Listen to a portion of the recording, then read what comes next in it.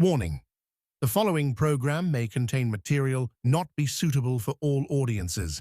Listener discretion is advised.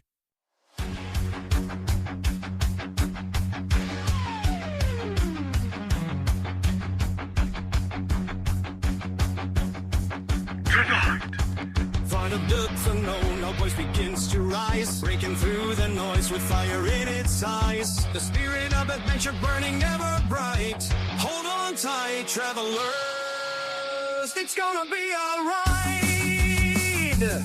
Another week burning, halfway to the end. Bonus Overdrive Wednesday, let the tears descend. Bonus Overdrive Wednesday, night is here. Shatter the silence, conquer all your fear. Bonus Overdrive, the angels gonna scream. With Diego at the wheel, living out a dream.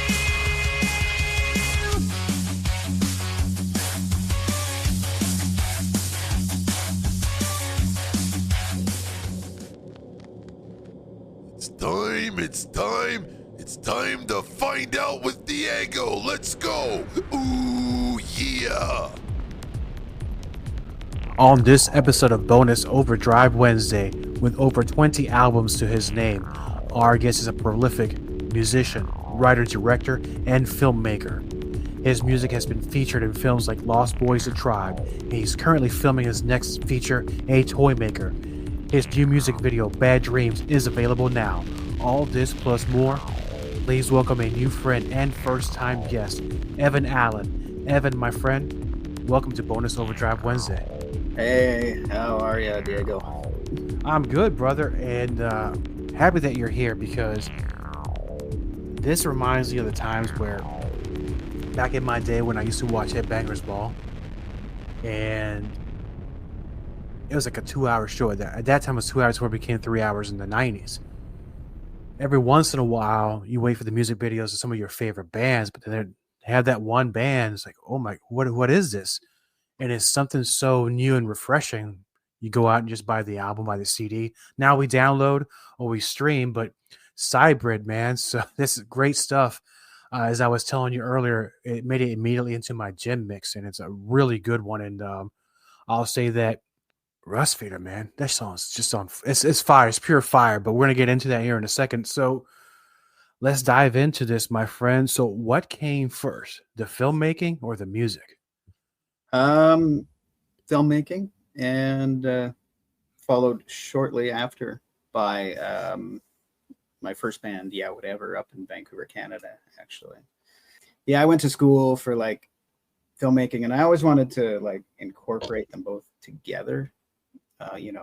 So I got my music in movies and TV shows and stuff like that, and it ended up all happening over time, which is great. So, but yeah, Whatever started a long time ago. I want to say 1995. It's been a long time. A long time, and I think the first album we put out for that was like 2003, and then another one in 2005 or 7. It's been so long. But that music way back then ended up in, like you said, Lost Boys the Tribe movie. That was a sequel to the amazing Lost Boys film. And then we ended up in some independent features, like Blood Brothers, Reign of Terror. What was that movie of the week called? There's a couple of movies of the week in there. I can't remember the name of them now. Rally Car Championship in Canada used all of our music from our first album in every episode for 2 seasons. Some of them took out the vocals or whatever, so that was kind of cool. The royalty checks used to be pretty good back in the day for that. And then there was a big gap for a while because, I was originally from Vancouver, ended up moving to Vegas, got my permanent residency through my mom.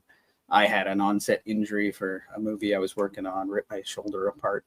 So she's like, hey, head down to Vegas, go recover in my condo, and then you don't have to pay rent while you're recovering from surgery and stuff like that. So I was like, all right. And then I fell in love with the States, and I had become a permanent resident anyway. So I'm like, you know what? I'm just going to stay down here. It's amazing. I love it. And then in Vegas, I started a project with, is the old guitarist for Ghost Machine. And Ghost Machine was Ivan from Five Finger Death Punch's old band before Five Finger Death Punch became famous and everything. But they moved on before that. So I was working with John Stevens, a guitarist. So we did a little project. We just did an EP called Villain X. That's only got 5 songs on it and stuff. So that was a lot of fun. Put out a couple cheap music videos for that one, and just so you can still look up Villain X anywhere and find that little album. And then there was a big gap again. Didn't do anything with music for a long time. And then AI came around, and I started producing some music and then I called it Cybrid.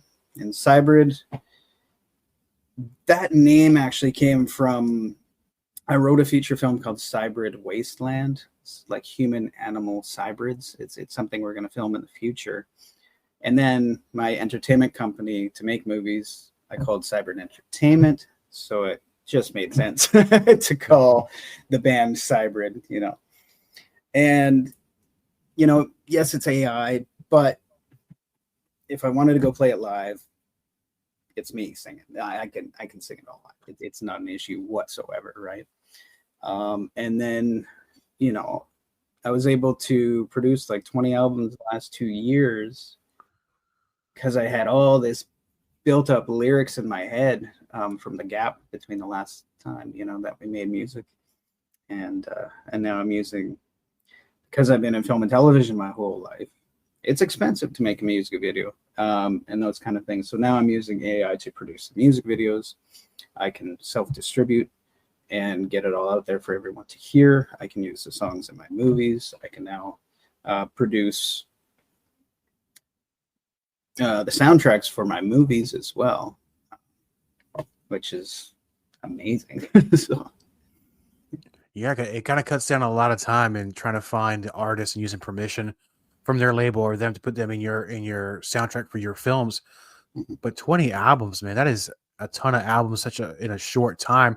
But the thing about your music is that each album kind of has different themes, and we have different stories going in there. And lyrically and musically, you can capture the whole thing, and it kind of makes sense. I was listening to your newest album today, and man, it packs a punch for real. How do you? Because I know we're talking about 20 albums. Every year have a little different theme. We have sci-fi, we have fantasy, we have futuristic, we have circus, freak shows. What is it when you go into creating an album? How do you choose the theme and stick with that theme throughout the album? And then you have another album, something completely different. Yeah. I think that, because of all the film and TV shows I've done over my career and continue to make, there's a lot of inspiration for those. Like, we were just talking backstage about an album I have called Equilibrium, and it's basically inspired by the movie Equilibrium, which I absolutely love. Kind of that futuristic utopia and 1984 right? And then the last one I just released, Cirque de Morte, which I do want to make into a movie now too, like the circus freak show. I don't know, I think in the when I first started making them, there wasn't really a theme to them. They were just dark, but then as I kept going, I would get an idea, and I would just especially the last few, they've been very, very, themed. I don't know. I get an idea and I can't stop until I finish. So it's one of those things, right? It's like, I need about 3 more songs. I like to put at least, anywhere from 13 to 16 songs on a song to make it worth it, right? So sometimes I'm up till every hour in the morning until I finish. I don't know, and I just keep getting ideas and keep getting ideas, and I think there's something like 550 songs now, and I still have ideas and lyrics, and of course I write all the lyrics myself. But kind of a weird answer. No, it makes perfect sense, because those who have, I like to call it, when you get that mojo, you can't stop until the project's completed. I had a similar experience last night. Trying to write something. I stayed up very late. It's like, I'm not stopping until I finish writing this. So it kind of makes sense what you're saying, but let's go back a little bit. something we talked about earlier a few minutes ago, and because we kind of glossed over it, I'd like to know, how did your music wind up in Lost Boys the Tribe? How did that happen? Lost Boys of Tribe. That one, um, we got a little bit lucky on that one. One of the wardrobe designer on that show, she was working with me on a TV show called Blood Ties. And we can talk about that show too, because we had our music in Blood Ties. But she was working on Lost Boys of the Tribe, and she just called me up one day. She said, "Hey, do you guys?" I guess she already put our album "Dispensing Disaster" in front of the director, and they liked the music, and so they invited us to be the band in the movie. So we got to jump around in the party scene, playing one of our tunes, and then they ended up using that song that we were playing in the party, and 7 songs in the movie from our album. Wow. And then they put one of our songs on the alternative endings on the DVD. There's 2 versions of the alternative ending. They use the same song on both. And then they put us on the soundtrack with a song they didn't even use in the movie, which I thought was kind of weird. It was like a totally different song. Didn't end up in the movie, but it ended up on the soundtrack, right above Seether, which was like, that was awesome. And like Dave Gagne from Depeche Mode is on that album, and some other amazing albums, Airborne, I think, stuff like that. So that was a really cool thing. And then they ended up using 3 of our music videos in the special features on the DVD and all the box sets and all that kind of stuff. And then they put one of our music videos on Warner Brothers YouTube page. Yeah, they were awesome. And then they paid us for it all. So that was pretty cool. Oh no, that's definitely the best part, because there's sometimes that they'll use things like that, especially now in the days where streaming doesn't pay the artists as much as they deserve to be paid. So it's great that you were able to have your music on those soundtracks and get paid what you deserve. Yeah, and I mentioned Blood Ties too. That one I was the on-set props guy for a TV show called Blood Ties. And that one had it was like a detective teamed up with a vampire kind of show. We filmed a couple seasons of that. That was a lot of fun, but in that one, in our first meeting with the directors and everybody, I threw my disc across the table to the director, and he listened to it and he liked it. So he invited us to play a song in one of the opening scenes where the vampire meets a detective in a bar kind of thing. And we ended up playing for 7.5 minutes on the screen. So they had to loop the song actually and make it twice as long. And so that was a lot of fun. They actually paid us quite well on that to be ourselves and jump around. And then we used the money they paid us to make a music video in the Blood Ties studio in one of the castle scenes, and for a song called Downfall. And the special effects guys made us this logo, or whatever logo was like the New York Yankees logo, but it was a wide W. So it's like the New York Yankees logo cut in half and flipped over, and then it makes the YW logo. So he rigged it up with propane and fire, so it's all on fire. We had a lot of fun on that. Man, I wish the editor had edited it a little better, but it was still fun making that video. Yeah. So it's always been a dream just to incorporate music with movies, and I've been able to do that, and I continue to. And now, well, you went from, of course, being a musician to doing some scenes in other movies to now making your own movies, and you're currently starting to film, or your next feature, a toy maker. Well, now with that one, can you give us a sneak peek into what the film is about and the themes that you're exploring?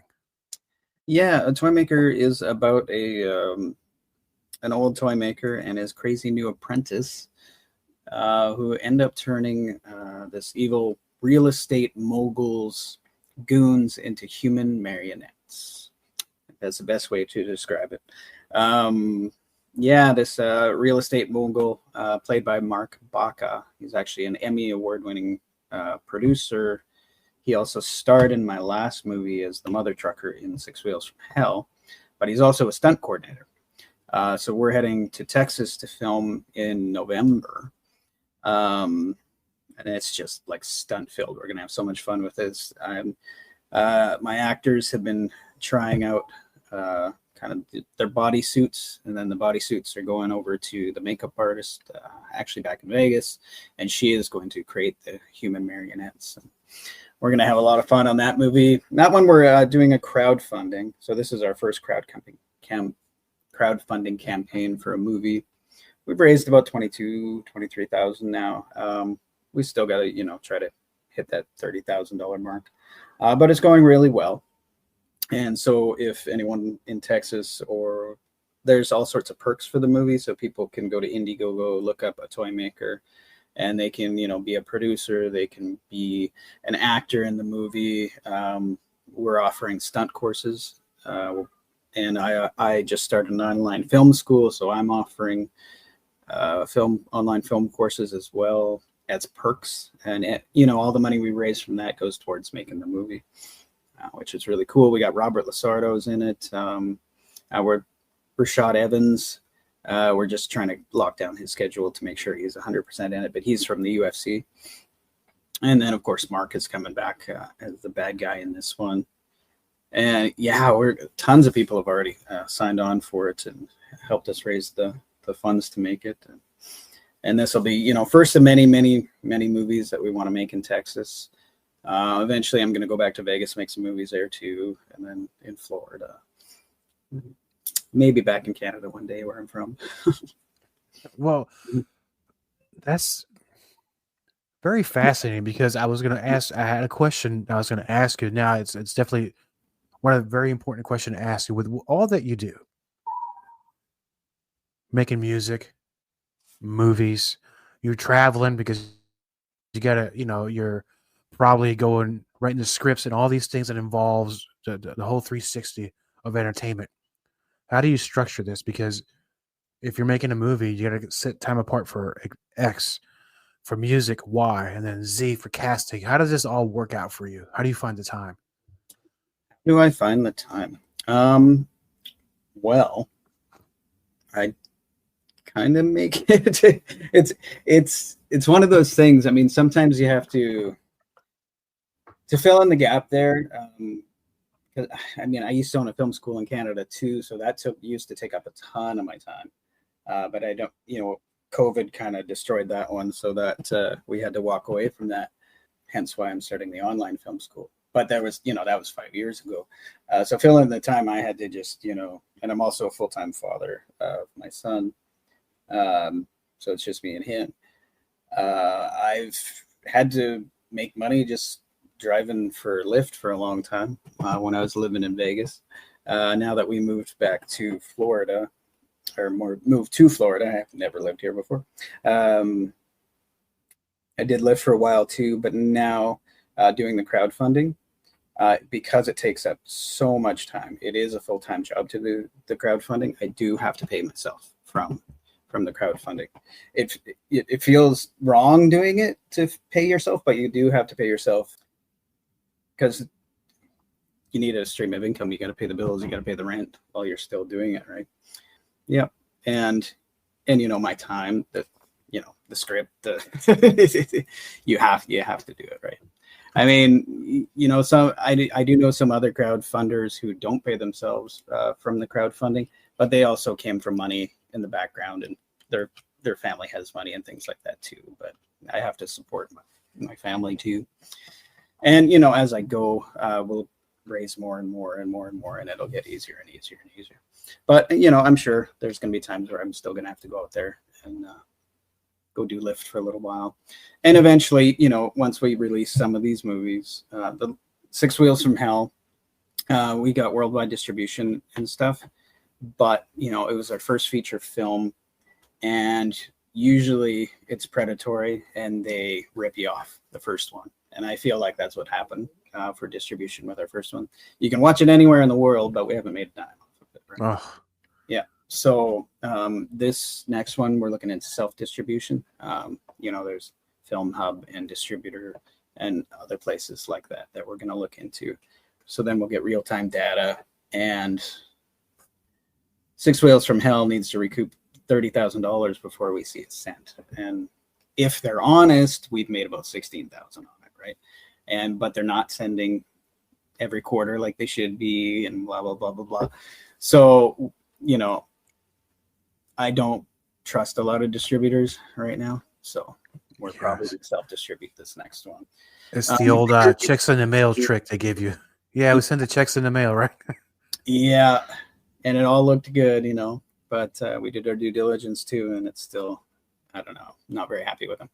But that's another thing too. Once a bunch of movies that we make are going, then residual checks will come in a little bit from here, a little bit from here, a little bit from here, which we can use to help fund the next movie as well. And then, it's tough, it's the musicians, and it's like a double-edged sword too, when you can self-distribute with your music, but you're only going to get paid, pennies for 1,000 streams, so it's tough for people, artistic people, to be artists and filmmakers, music, all that stuff, but we keep doing it. Yeah, it's interesting times that we're living in. I remember, I'm not in the industry, but I know people who've been in the industry, and bands and actors, filmmakers, where back in the day it was always the big movie houses that had the power. And I think the shift has changed a little bit, with now independent filmmakers can get their products out there, but I think they have a bigger challenge because they have to be creative with a lower budget. And kind of like with you, you're kind of very well rounded because you also have your own music you create. So with a toy maker, do you already have some sort of a soundtrack ready for that? Do you have any ideas, or are you going to also get music from other bands too? How are you going to do that one? That's a good question. For a toy maker, I've already released 2 soundtracks for it under Cybrid, so they're available. And I might do a third one that features bands from all over the world. Six Wheels from Hell did do one. Unfortunately, I gave that to an old friend to release it, but then he was like, his company got taken over by Virgin Music, and the merger took forever. And then at one point, I just asked for it back. So now I have rights to it back. So now I can do something with it, but now it might be a little bit too late. I don't know. So I may release it, I may not. But the Six Wheels from Hell soundtrack has bands from Brazil, like Claustrophobia. It's got some good old Canadian bands like Showcore, Incura. These are bands that were pretty big in Canada, on the radio all the time, when I was growing up there. Don't think they made it outside Canada much, and then there was a couple American bands in there too. And then I threw some old whatever songs on there, but so I might release that one. I don't know. It's just been so long since the movie came out now that it's like, do I even bother? I don't know. Yeah. I mean, it might be a good thing, people to rediscover the movie. And True. Yeah, that is true. Yeah. You started talking about Canadian bands. One of my favorite Canadian metal bands out there, and you might have heard of them, Exciter. I love those guys. I've been listening to them since I was probably in 6th grade. And Black and Blue was another one that I liked, a little more on the hard rock style. But, how do you go to choosing the bands? Is it you listen to them somewhere, or you already know them and reach out to them? It's like, oh, these guys are great. I'd like to have them on my soundtrack. How do you do that? Yeah. Well, some of the Canadian bands in Canada that I put on there, whatever, my old band, we played together on stage, some shows, and I always, thought those bands really deserved to be heard. So we did that with some of the Canadian bands. Rebel Priest was another one. They're touring right now in like Japan and stuff like that, so they're doing okay. And then some of the American bands were some of the bands that we would hang out with in Vegas. Tinnitus is one of them. That's Jeff Tatora. He's a drummer for the Blue Man Group over in Vegas, but he also has his own band and stuff. Back when I was in Vegas, we used to hang out. My very first group of friends when I moved to Vegas that invited me into their crew was Vinnie Paul from Pantera. And me and my friend Rachel, just every place we went to go see a show, whether it was House of Blues or Count Vamped or any of those local shows, Vinnie Paul was always there. And then, I ended up making friends with with the bus driver, Michael Miner at the time, and Jamie Sexton, and all these guys. And all of a sudden, we were just like invited into the crew. We ended up at Vinnie Paul's house he would have Sunday barbecues all the time and parties and galore. We'd go to the House of Blues and see Steel Panther probably 50 times. We saw them because they would play every Saturday at the House of Blues. And we would just go in, no ticket, no nothing. We would just walk right in and watch from behind stage. It's kind of like up above the stage looking down and stuff. But yeah, Vegas was fun when I was there. We had a lot of fun. And the musicians in Vegas everyone supported each other. So, and they were just rock stars all over the place. And a lot of friends that I made there too. They made it pretty big in the music industry.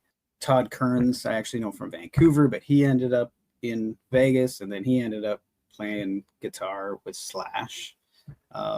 Frankie Perez was a great singer in Vegas, and he used to, he still does it sometimes. He does cover shows all the time in Vegas, and he's just probably the best singer I've ever seen in my life. But he ended up going on the road singing for Apocalyptica. My buddy Chris, he ended up replacing the guitarist in Hell Yeah with Vinnie Paul, Pantera. And then, so I was going to start a band in Vegas with Chris Kale. And because he was the very first person I ever met in Vegas, even before I moved there. I went to the Hard Rock Cafe, and he was serving me my burger and lunch. And then I came back when I moved them, and I saw him again. He jumped on stage with the Sin City Sinners, which was like members of like Faster Pussycat and all these other bands. And he started playing the bass, and I'm like, oh man, that guy's good, right? I'm like, dude, let's start a band. So he's like, yeah, let's do it.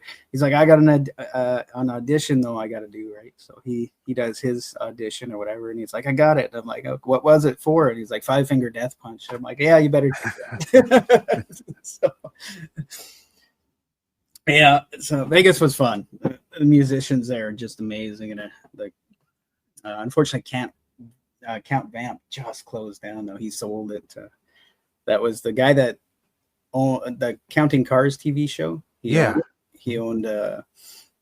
He has a band called Count 77 as well, so they tour all the time. But he had like one of the best local venues for smaller bands. But like Powerman 5000 would come in there and play too, and stuff like that. So, but they sold. So that's the end of an era there. Yeah, Vegas was great.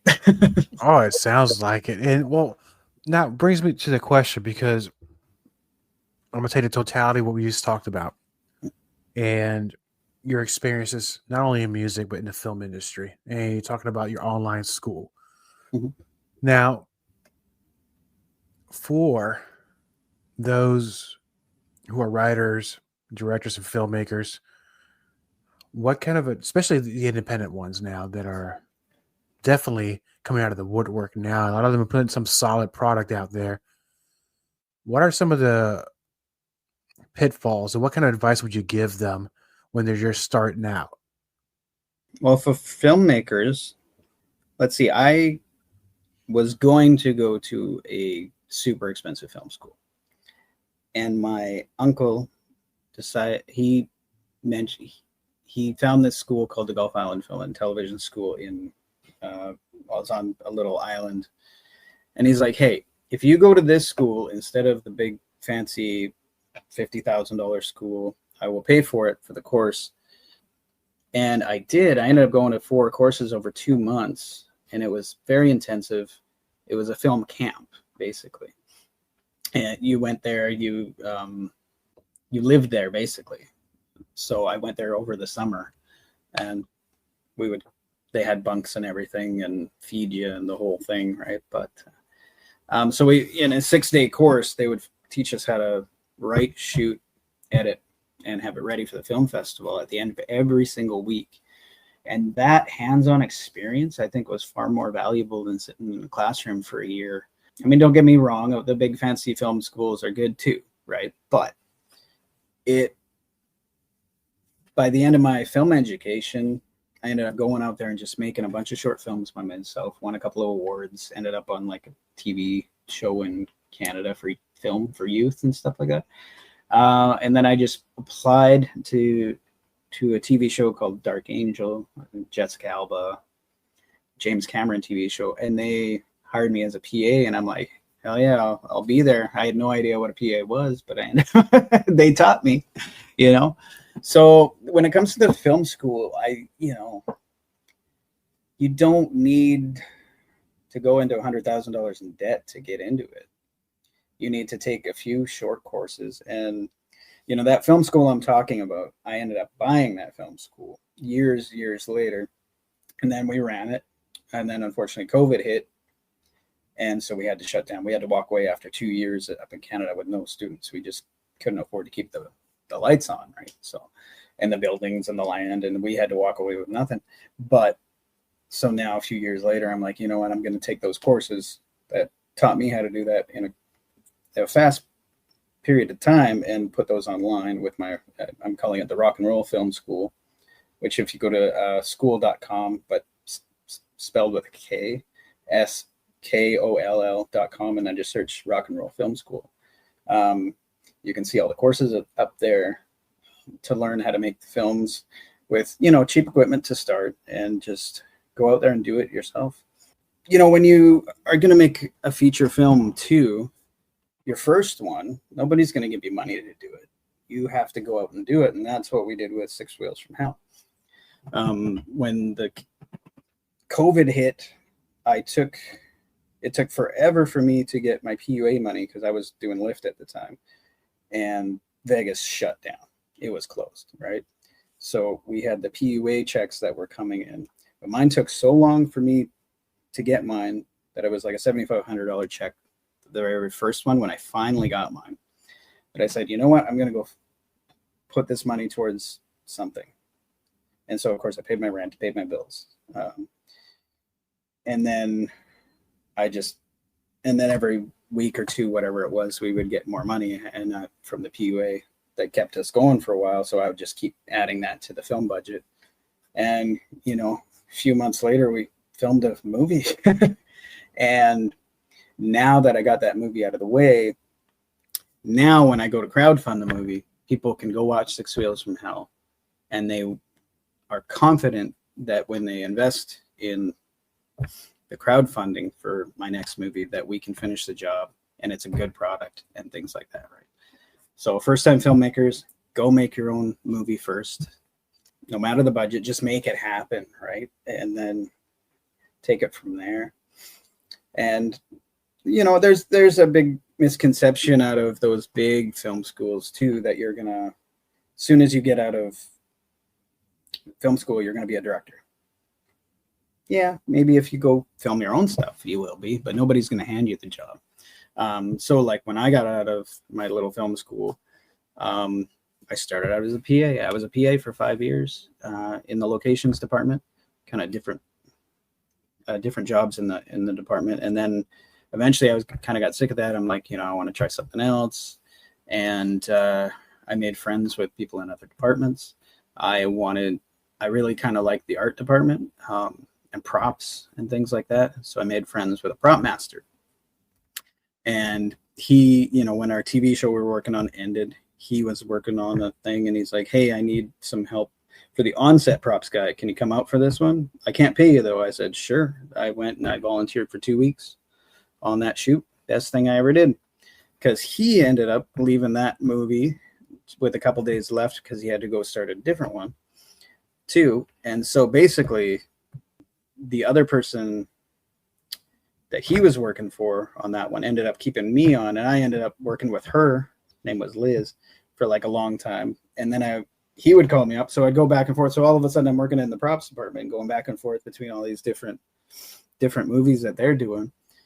And then I was, maybe doing that for a year or two, and then I just started getting all the knowledge in my head, learning from them, and eventually I became a prop master.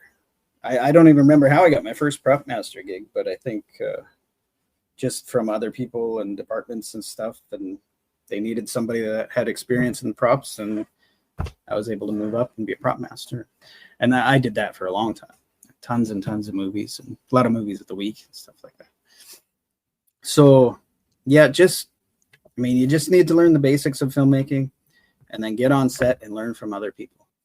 You just go out there, pay your dues, and do all the jobs they give you, network and learn. So let's say, I know that was great advice you gave, by the way, and now we come to the point where somebody's ready to shoot their movie. And, of course, sometimes budgets are limited.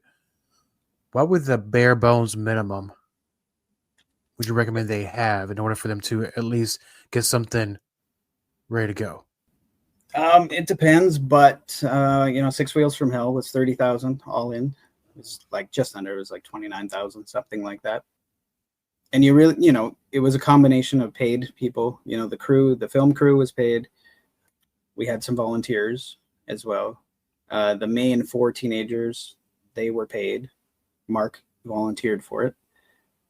So yeah, it's a combination of making sure you pay them something. Make sure you feed them well. That's a big one. But it can depend too. Because we were filming up in a ghost town, we had to pay the location fees and things like that too. If you write a script that has limited characters, limited locations, if you can find places that have private property that they'll just let you film on, you're going to save some money.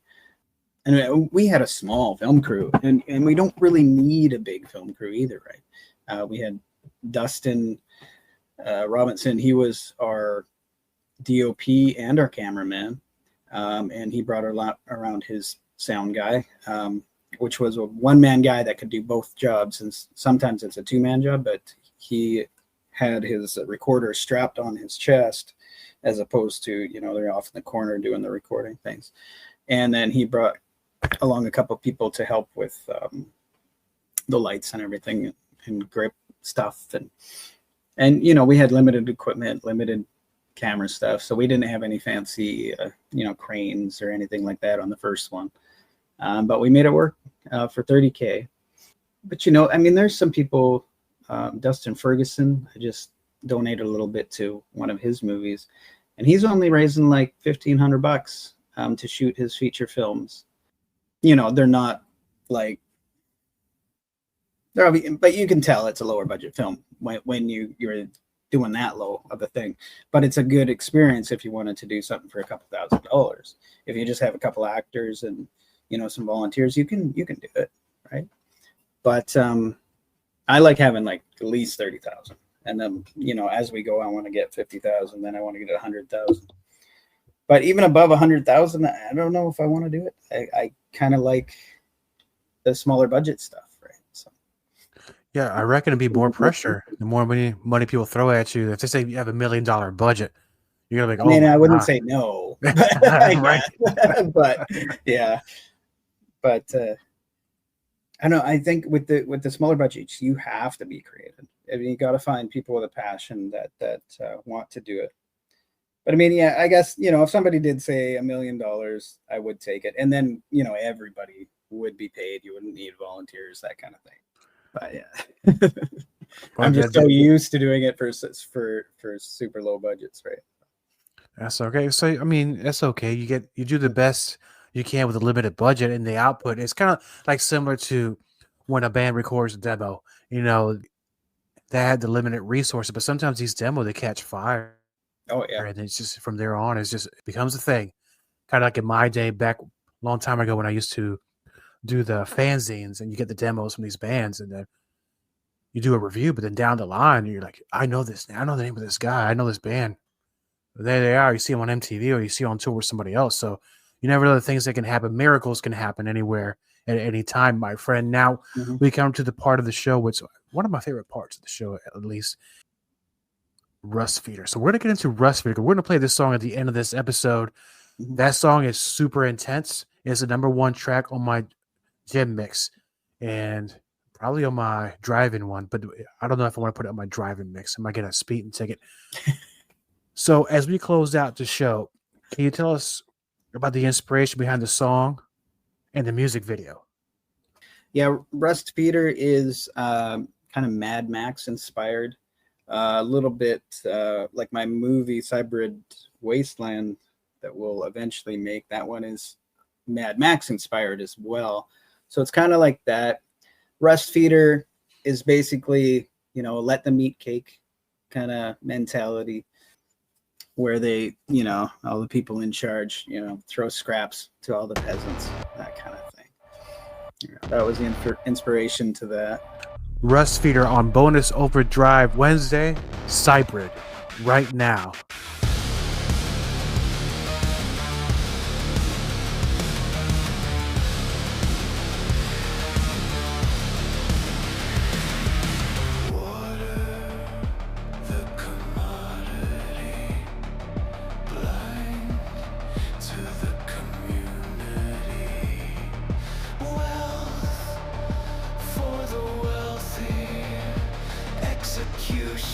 By comedy,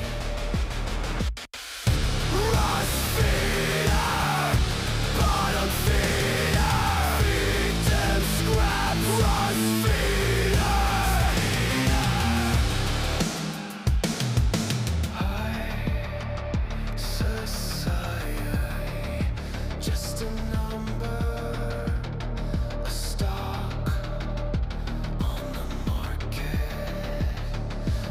Useless eater, consumer of resources.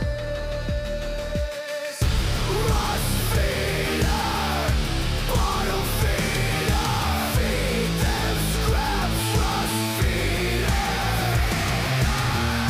Rust Feeder, bottle feeder, feed them scraps. Rust Feeder.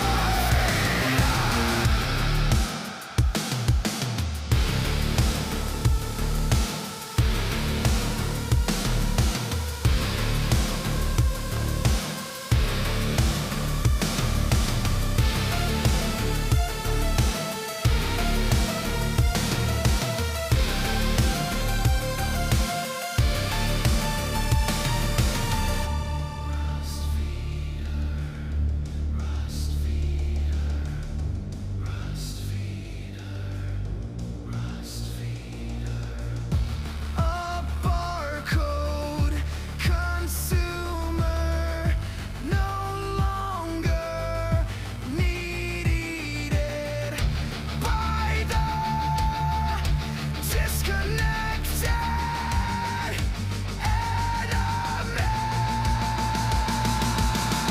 Rust Feeder, bottom feeder, feed them scraps. Rust Feeder, Rust Feeder, bottom feeder, feed them scraps. Rust Feeder.